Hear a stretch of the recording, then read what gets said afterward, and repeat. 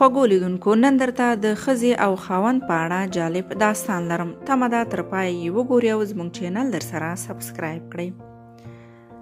مستورې له خپل خاوند سره ډیره مینه کوله.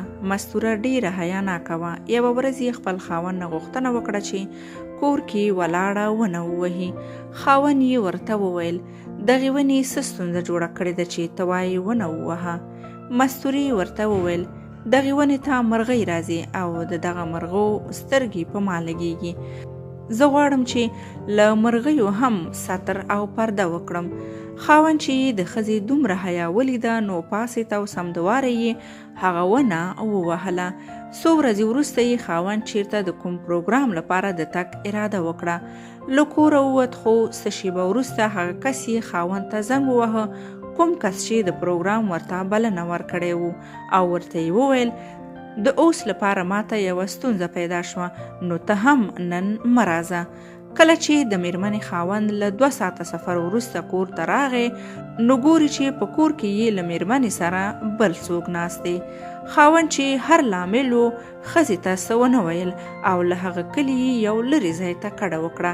هلته چې لاړ ګوري چې د هغې سیمې له والي نه چا خزانه غلا کړې او ټول خلک یې راټول کړي، خو غل لا هم نه دی معلوم.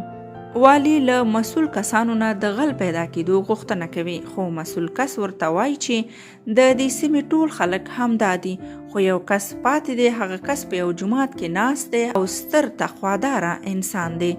په دې وخت کې د همدغه میرمنې خاوند هم حاضر و.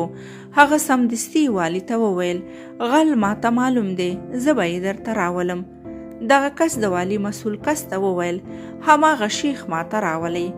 خلکو ډیر هاخوا دیخوا وکړل چې هغه خو ستر پرهیزګاره انسان دی، هغه او غلا. خو دغه کس ټینګار وکړ چې خیر تاسې زما خبره ومنئ، که په دغه کس کې غلا نه وه زه به یې بیرته حیثیت عاده کړم. کله چې یې هماغه شیخ راوست نو هغه کس مسؤل کس ته وویل چې ده ته لږ وهل ورکړئ. د سړي امر پر ځای شو او له لږ وهلو او ټکولو وروسته هغه سړی ګویا نه شو او وی ویل دغه خزانه ما غلا کړې ده.